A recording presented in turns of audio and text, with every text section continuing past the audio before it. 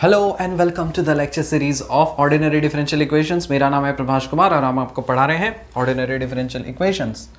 Welcome to एग्जाडमी redefining education. अब देखिए, पिछले लेक्चर में हम लोगों ने सीखा था इक्वेशंस सॉल्वेबल फॉर पी। इस लेक्चर में हम लोग सीखेंगे इक्वेशंस सॉल्वेबल फॉर वाई। ठीक है, जो कुछ है पहले इसको छाप लो अच्छे से, एकदम अच्छे से छाप लो। कुछ स्टूडेंट्स बोल रहे थे सर आप बोर्ड के बीच में आप डांस करते रहते हैं, मैं कुछ छाप नहीं पाता। अच्छा ठीक है, आप छाप लीजिए अच्छे से। इक्वेशन सॉल्वेबल फॉर वाई है इफ द डिफरेंशियल इक्वेशन, हट गया पूरा दिख रहा है, बोर्ड दिख रहा होगा। If the differential equation f of x p y is equal to 0 is solvable for y, then we can write y is equal to f of x comma p. पहले लिखो, हम बता देते हैं।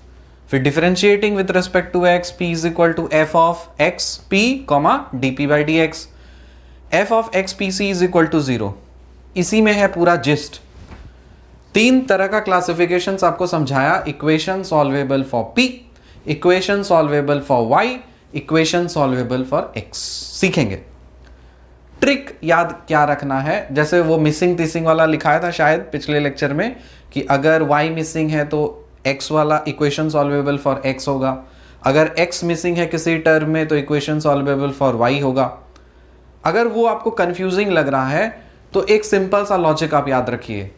क्वेश्चन से पता है, नाम से ही पता चल रहा है, इक्वेशंस सॉल्वेबल फॉर y मतलब इक्वेशन सॉल्वेबल फॉर p मतलब आप p का फैक्टर्स कर सकते हो। इसमें तो कोई डाउट ही नहीं है कि जब आप किसी भी ऐसे डिफरेंशियल इक्वेशन में p का कोई फैक्टर्स बना सकते हो, something into something is equal to 0, तब आप बोल सकते हो कि ये इक्वेशन सॉल्वेबल फॉर p है, मतलब p के फैक्टर्स निकल के आने चाहिए। ठीक है। दूसरा, इक्वेशन सॉल्वेबल फॉर y में आप y को सब्जेक्ट ऑफ फॉर्मूला बनाना है, मतलब y को आप सेपरेटली लिख पा रहे हो। y सिर्फ एक बार अपीयर करेगा तभी तो। मान लो इस डिफरेंशियल इक्वेशन में, देखो एग्जांपल से समझो, इस डिफरेंशियल इक्वेशन में क्या हम x is equal to something लिख पाएंगे? क्या x is equal to something लिख पाएंगे? अकेला पॉसिबल है? नहीं है। y is equal to something लिख पा रहे हैं, तब ये वाला जो डिफरेंशियल इक्वेशन है इक्वेशन सॉल्वेबल फॉर y है। आया समझ में? अब सुनो, इसी को हम थोड़ा सा चेंज करके लिख रहे हैं। कैसे? इसके बदले हम लिख दे रहे हैं, देखो गौर से, x लिखा प्लस पी वाई लिखा is equal to P square y to the power of 4 लिखा। अब इस इक्वेशन में बताइए, क्या y is equal to something लिख पाएंगे? क्या y को सब्जेक्ट ऑफ फॉर्मूला बनाया जा सकता है? नहीं बनाया जा सकता। कैसे बनाओगे? P square y to the power 4 minus p y अगर है, चलो करके देखते हैं, दिखाई देते हैं तुमको। P square y to the power 4 है, इसको इधर लेके आओ तो माइनस पी वाई है इज इक्वल टू, ये क्या है? x है। अब बोलोगे सर y को कॉमन लिया जाए, ठीक है, परफेक्ट, y को कॉमन ले लिया। यहां पे क्या है? यहां पे बोलोगे सर ये पी स्क्वायर वाई क्यूब है माइनस पी है इज इक्वल टू x है। कुछ हो पाएगा इसका कुछ ना हो पाएगा। y into something is equal to x आ रहा है, कैसे? y इज इक्वल टू अकेला लिखना था, y is equal to left hand side में, बाकी सब राइट हैंड साइड में फेंक दो। राइट हैंड साइड में y नहीं होने चाहिए, लेकिन ये तो पॉसिबल ही नहीं, कर ही नहीं सकते हो। लेकिन यहां पे आप x is equal to something लिख पा रहे हो, तो ये वाला डिफरेंशियल इक्वेशन बन गया equation solvable for x। Clear है? अब तो आसान हो गया। क्या है कुछ में, तीन तरह का बताया। अगर p का फैक्टर्स वगैरह आपको मिल रहा है तो इक्वेशन सॉल्वेबल फॉर p है। अगर आप y is equal to something लिख पा रहे हो तो इक्वेशन सॉल्वेबल फॉर y है। अगर x is equal to something लिख पा रहे हो तो इक्वेशन सॉल्वेबल फॉर x है। खत्म डिफरेंशियल इक्वेशन, यही तो है। अब देखो, सब में एक जैसा लॉजिक लगता है, ये आपने कर लिया, बहुत अच्छी बात है, आगे बढ़ो।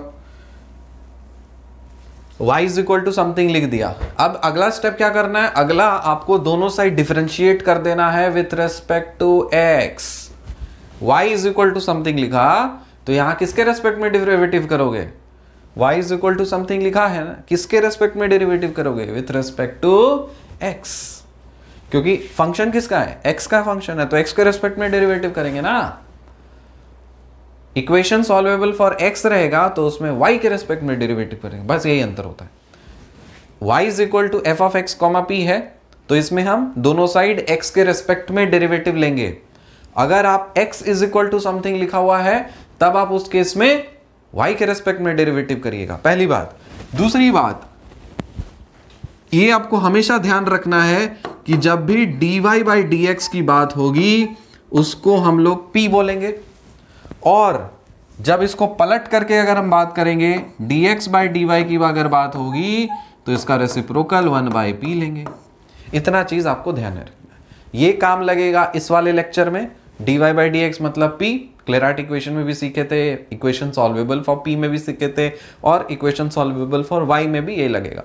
इक्वेशन सॉल्वेबल फॉर x में आप जाओ क्योंकि y के रेस्पेक्ट में डेरिवेटिव लोगे तो उस केस में 1 बाई p आएगा। इतना आया समझ में?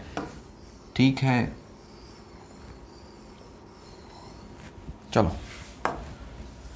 जब आप दोनों साइड इस तरह से डेरिवेटिव लोगे ना तब ये क्या बनेगा? dy बाई dx, और इस dy बाई dx को लिखा जाता है p, और अंदर में डेरिवेटिव लोगे तो ऑब्वियसली x रहेगा, p रहेगा और dp बाई dx रहेगा, कोई दिक्कत नहीं है।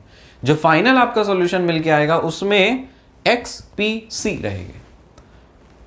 अब ये जरूरी नहीं कि हमेशा x p c तीनों एक साथ ही रहे, हो सकता है सिर्फ x रह जाए, हो सकता है सिर्फ p रह जाए, हो सकता है सिर्फ c रह जाए, कोई फर्क नहीं पड़ता। लेकिन x p c के अलावा y नहीं रहेगा। क्यों? क्योंकि यहां पे इक्वेशन सॉल्वेबल फॉर y है। अंतर आ रहा है समझ में? सॉल्यूशन में जब इक्वेशन सॉल्वेबल फॉर y रहेगा उसके सॉल्यूशन में x p c रहेंगे, y नहीं रहेगा। उसी तरह से इक्वेशन सॉल्वेबल फॉर अगर x रहेगा तो उसके सॉल्यूशन में y p c रहेंगे, x नहीं रहेगा। इतना तो क्लियर है? ओके, चलो इसको क्यों मिटाया? अंडू। ओके, चलो एक एग्जांपल से सीखते हैं, फिर चीजें हो जाएंगी क्लियर। क्वेश्चन से देख के लग रहा है अरे सर ये तो बहुत सिंपल क्वेश्चन है, यहाँ पे y plus P X is equal to P square X to the power 4 है ना। आंख बंद करके बोल सकते हो sir y is equal to something लिख दो। लिख दिया मैंने y is equal to something, तो y को सब्जेक्ट ऑफ फॉर्मूला बनाया। y इज इक्वल टू क्या हो जाएगा, ये इधर भेजो तो minus P X plus P square X to the power 4। Clear? अब क्या स्टेप होता है? दोनों साइड आप डिफरेंशिएट कर दीजिए x के रेस्पेक्ट में, तो dy बाई dx हो गया। इसका डेरिवेटिव लोगे तो ये मिलेगा, ये पूरा। इसका डेरिवेटिव लोगे तो ये पूरा मिलेगा। अब ये मत पूछना कि सर ये कैसे लिखा, डेरिवेटिव बताना पड़ेगा। गो बैक टू क्लास 11-12, वो चीज नहीं बताएंगे। अरे बेइज्जती हो जाएगी, तुम्हारी बेइज्जती हो जाएगी अगर ये बताने लगे तो। इसलिए कोई बउआ को उठा लो 11-12 को ना, किडनैप कर लो, तो बोले बउआ बता दे मेरे को पहले, उसके बाद तुम छोड़ देंगे। तो ले लो, उसको सॉल्व कर दिया। dy बाई dx इसको सिंप्लीफाई कर दिए हैं पूरा, और कुछ नहीं किए, सिंपल।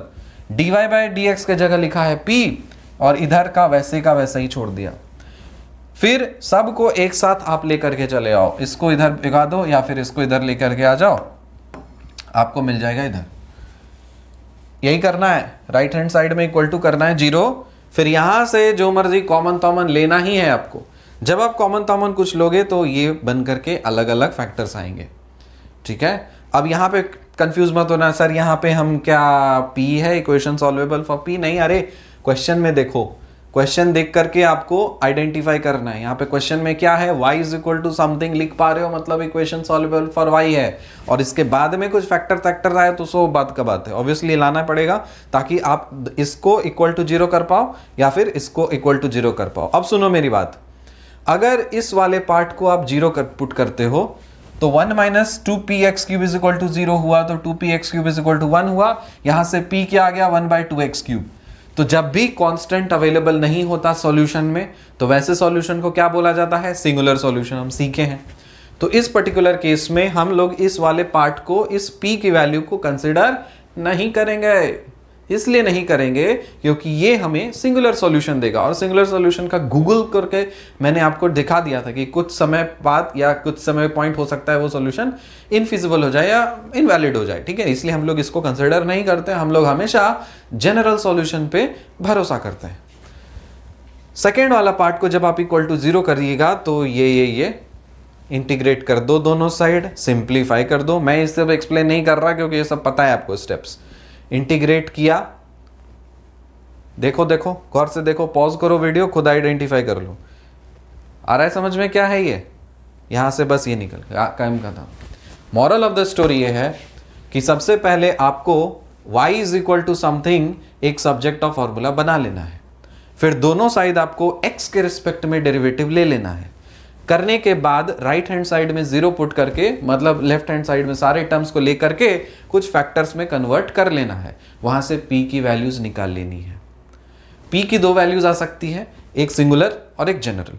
तो जो आपका जनरल सॉल्यूशन होगा p का, वही सॉल्यूशन को आप क्या करोगे, p की वैल्यू को इक्वेशन में पुट कर दोगे। ये जो आपका y को सब्जेक्ट ऑफ फॉर्मूला आपने बनाया था, इसी में p की वैल्यू आप पुट कर दोगे। तो यहां पे p की वैल्यू आपने निकाली है c/x²। बस जो आपका सब्जेक्ट ऑफ फॉर्मूला आपने बनाया था, तो p के जगह पे डाल दो, ये आपको सिंप्लीफाई हो जाएगा, तो ये बन गया। अब इस फाइनल में देखो, इस फाइनल वाले सॉल्यूशन में देखो, y इज इक्वल टू ये आ गया है, तो आ गया है, तो इसमें क्या है, x p c के टर्म्स में आना चाहिए। मैंने आपको बताया या तो x रह सकता है या तो c रह सकता है। देखो यहाँ पे जरूरी है क्या p हो, तो p का जरूरी नहीं है। मैंने बोला मैक्सिमम पे या तो x या तो p या तो c। राइट हैंड साइड में आपका y नहीं आएगा, लेफ्ट हैंड साइड में ही रहेगा आपका। आया बात समझ में? तो ये चीज रहा आपका solution, y is equal to this. Clear है? अब चलिए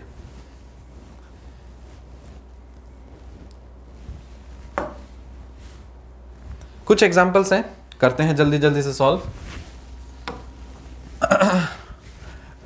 किधर करें? चलो नया बोर्ड, मतलब इजी बोर्ड में इस्तेमाल करते हैं इसको। हम लेते हैं क्वेश्चन का स्नैपशॉट,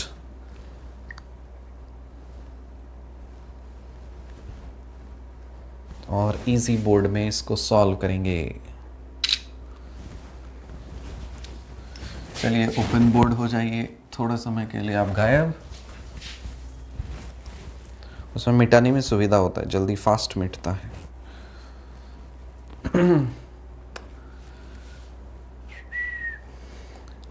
8ap³ + 27y। मेरे साथ सॉल्व करते चले जाइए। चलिए हम बैकग्राउंड रखेंगे ब्लैक, मुझे अच्छा लगता है ब्लैक।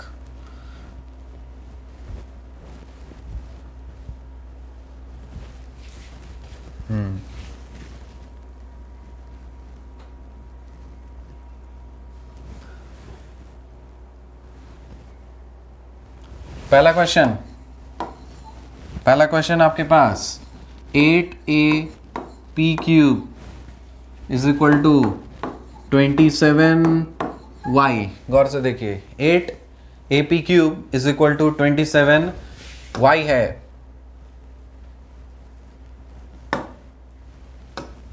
इसको सॉल्व करना है। क्या है तरीका? मैंने बताया था, इक्वेशन सॉल्वेबल फॉर y। आपको देख के लग रहा है कि आप y को समथिंग आप लिख पा रहे हो ना, तो यहां पे देखो y इज इक्वल टू क्या लिखोगे, y को बोल दोगे सर ये और कुछ नहीं, 8ap³/27 है, बस खेल खत्म। इसमें 8a/27 तो कांस्टेंट है, उसको क्या लेना देना।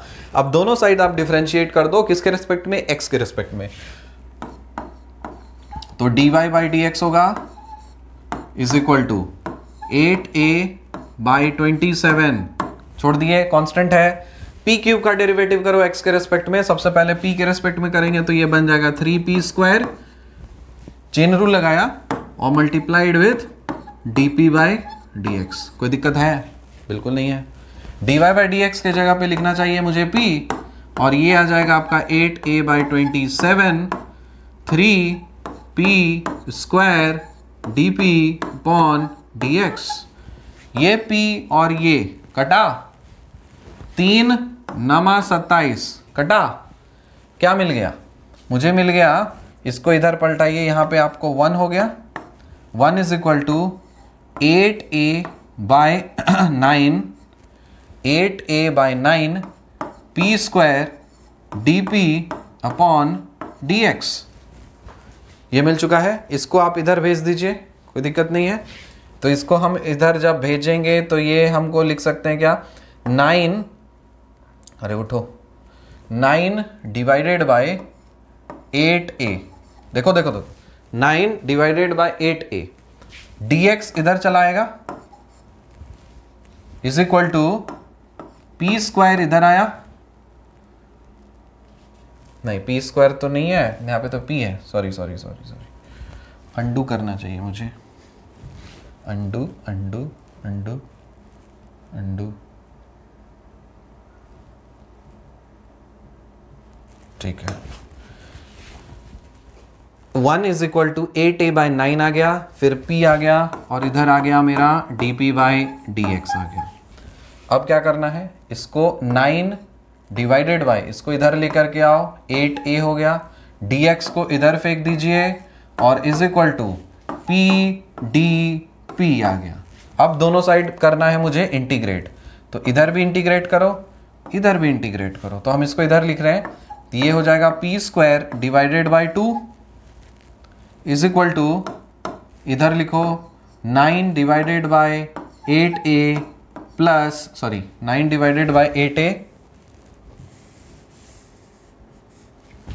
9 डिवाइडेड बाई 8a, dx का इंटीग्रेशन हो जाएगा x और एक कांस्टेंट ऑफ इंटीग्रेशन c, ठीक है।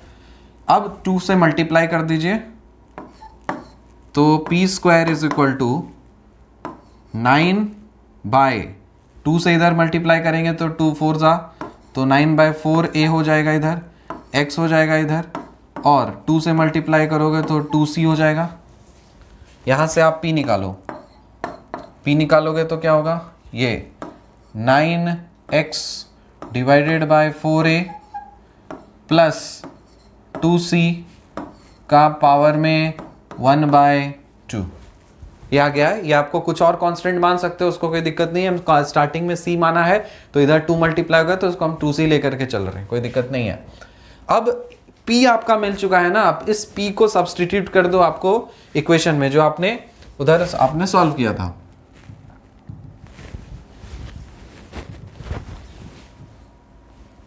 मूव बैक किधर गया,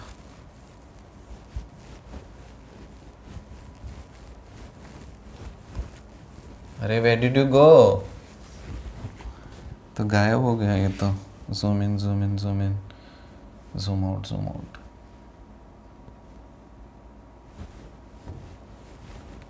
अरे आजा, देखो गायब हो गया ये, कहाँ खोजूं इसे मैं,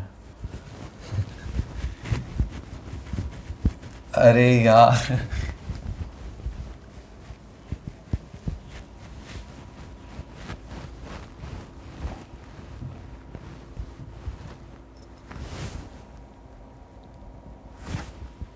लगता है पूरी की तरह से गायब हो गया। चलो याद है उतना कर लेते हैं। मुझे याद था कि P जो है ये निकला था मुझे 9x by 4a plus 2c के पावर में 1/2, और आपका क्वेश्चन था क्या, क्वेश्चन था 8a p cube is equal to 27y।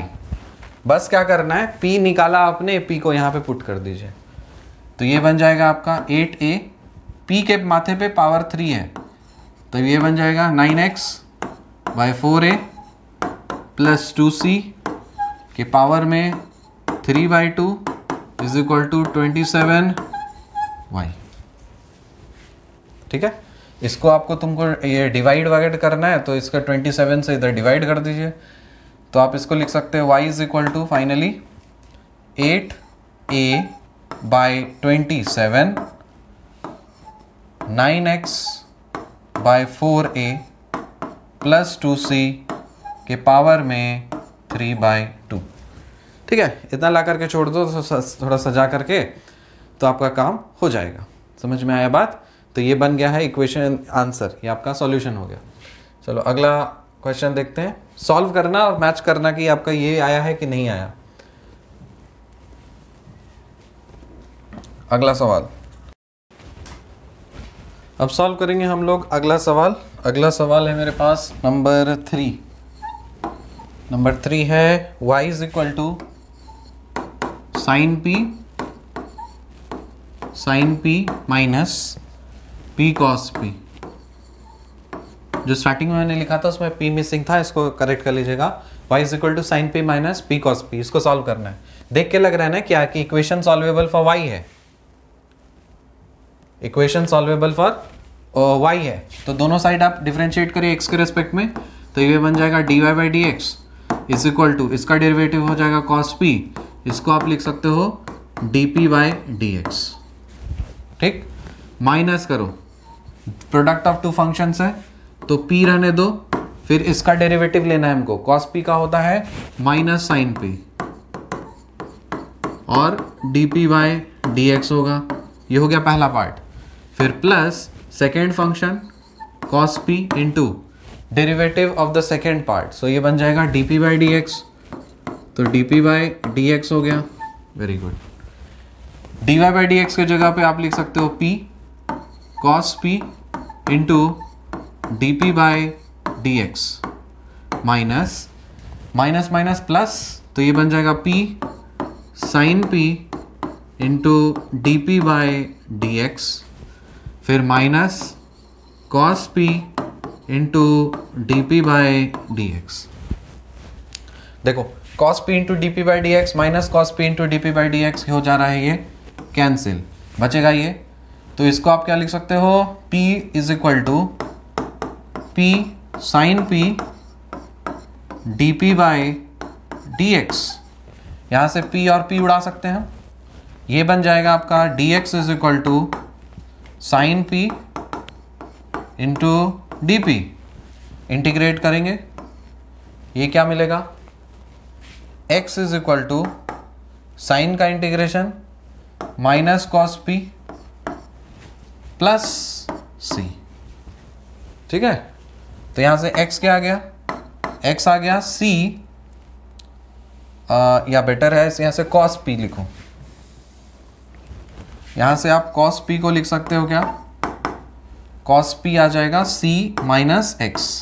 cos p इधर भेजा, ये इधर भेजा, तो cos p आ गया c माइनस x। अब sin p क्या बोल सकते हैं, यहां से हमको पता है sine square p plus cos square p ये होता है 1। यहां से cos साइन स्क्वायर p क्या लिखोगे, साइन स्क्वायर p हो जाएगा 1 माइनस कॉस स्क्वायर p। तो साइन p क्या होगा, root under of 1 minus cos square p आ गया। कॉस p का मतलब ये, तो इसका मतलब रूट अंडर 1 माइनस सी माइनस एक्स का होल स्क्वायर। आपको साइन p पता है, कॉस p पता है, बस आपको मेन इक्वेशन में आप इसको पुट कर दीजिए। मैं इधर लिख दे रहा हूँ, क्या लिखा, कॉस p है c माइनस एक्स और साइन p है आपका रूट अंडर 1 माइनस ई है। क्वेश्चन था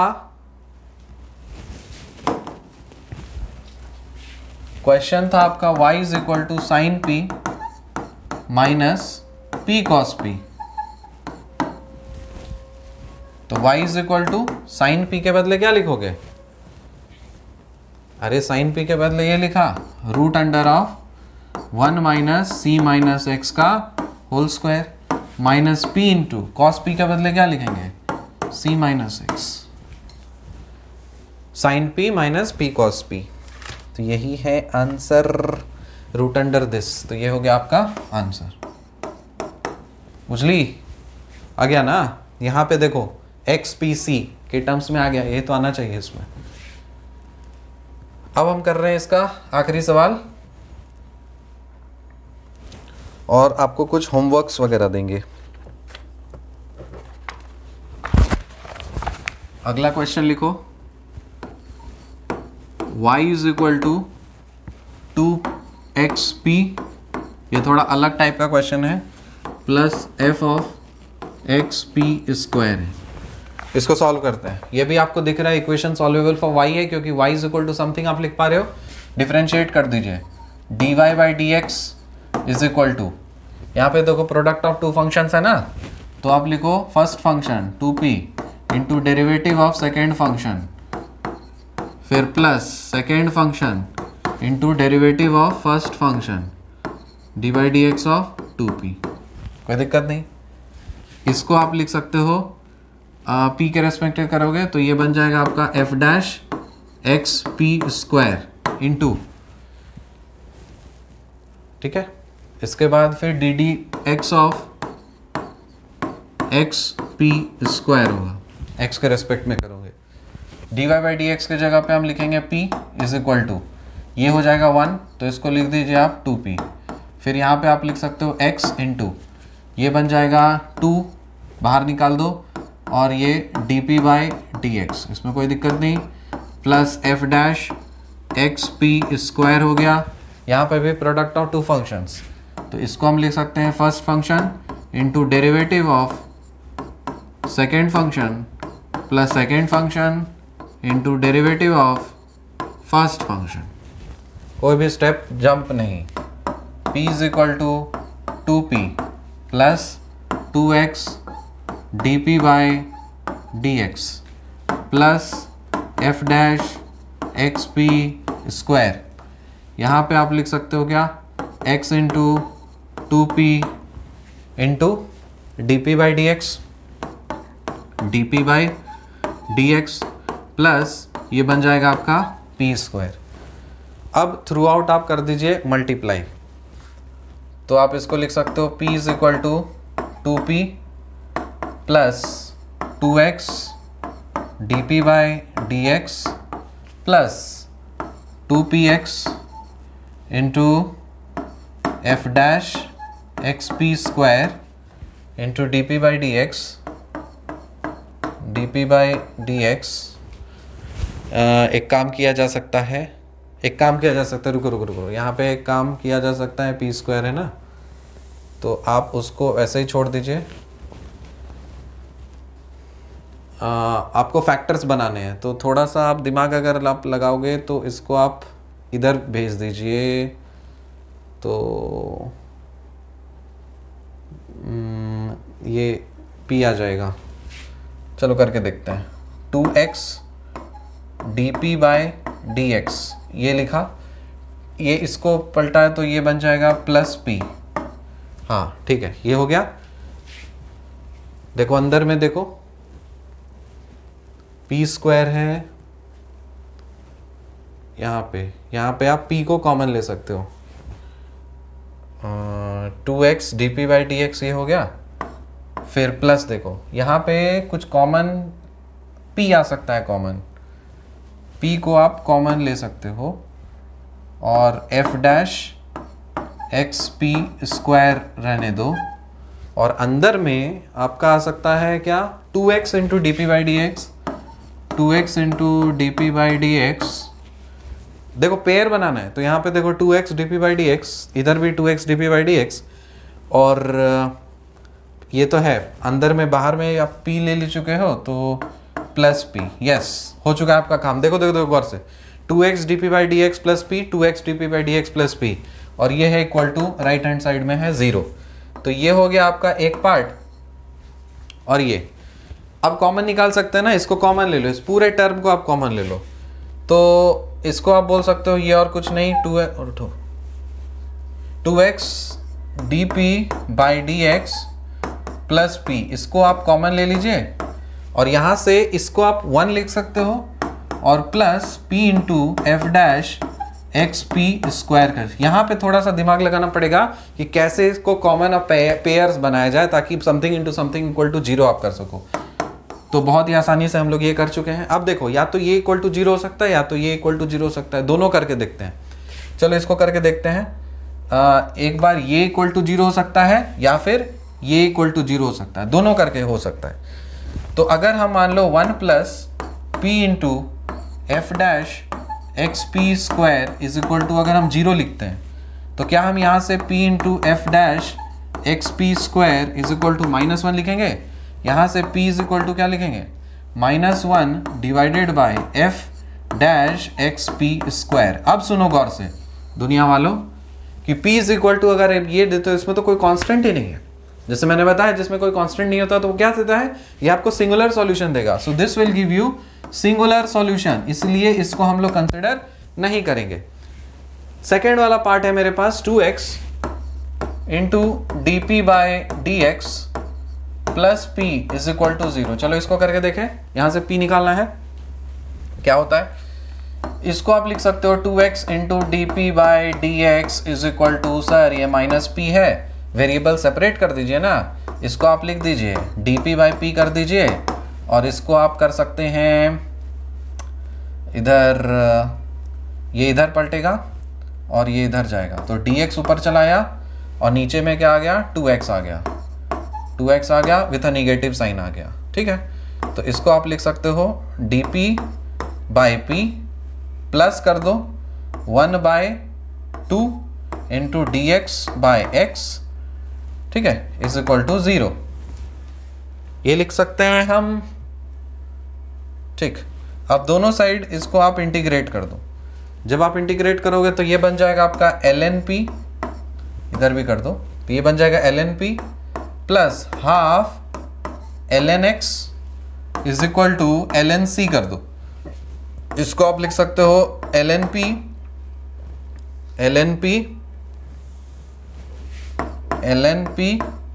plus ln x to the power of 1/2 is equal to ln c।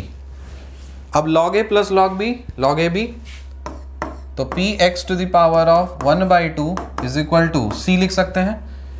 तो क्या हम p is equal to c by some constant root x बोल सकते हैं ना, आ गया है, इसमें कांस्टेंट आ गया, तो ये वाला जो सॉल्यूशन देगा ये हमको जनरल सॉल्यूशन देगा। और क्वेश्चन क्या था हमारा, क्वेश्चन था हमारे पास y इज इक्वल टू, कौन सा क्वेश्चन सॉल्व किया रे मैंने,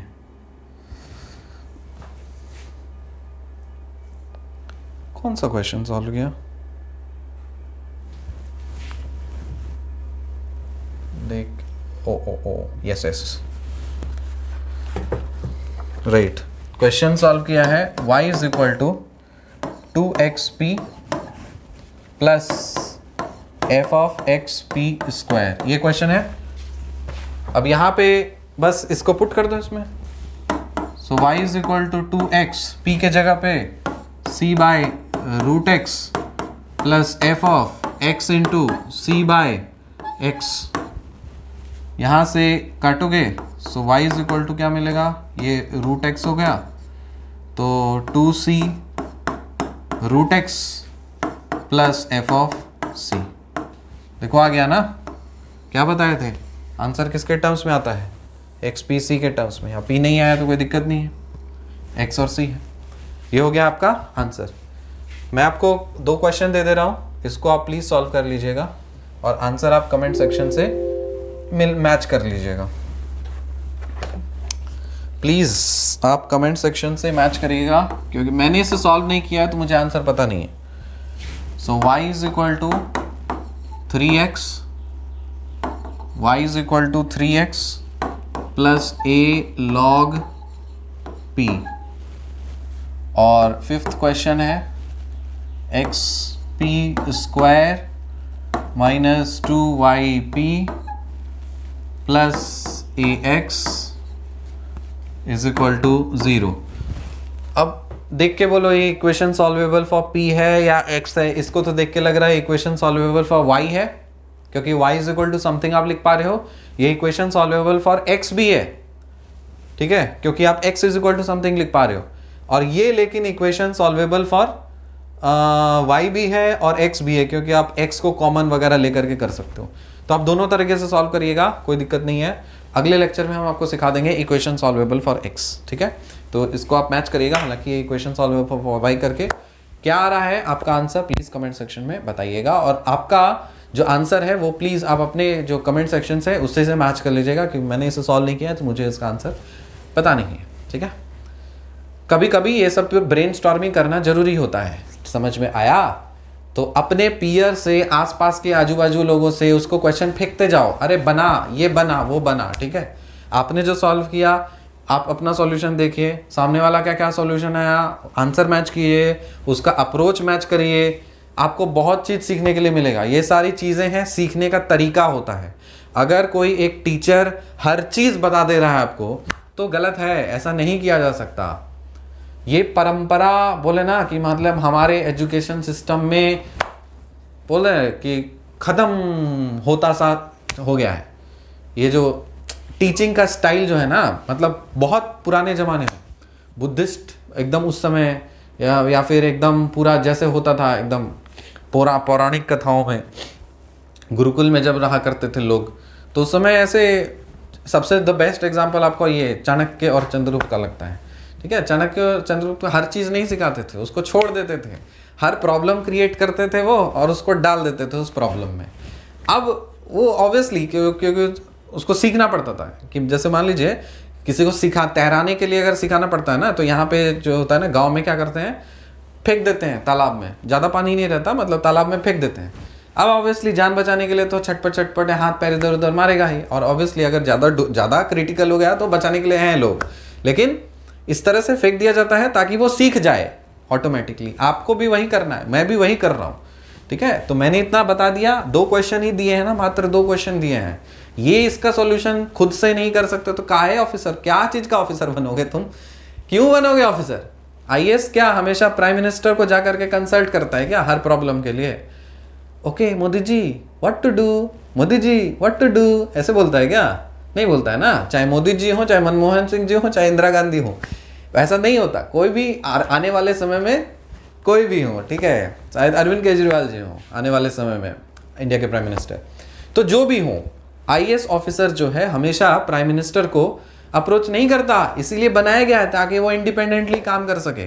तो आपके अंदर वो क्वालिटी है ऑफिसर वाली, तो आप इस दोनों का इंडिपेंडेंटली सॉल्यूशन निकालेंगे और खुद से वेरीफाई करेंगे। कैसे? कमेंट सेक्शन से या व्हाट्सएप ग्रुप से या टेलीग्राम ग्रुप से। ठीक है, आपस में मैच कर लीजिए, बस काम खत्म आपका।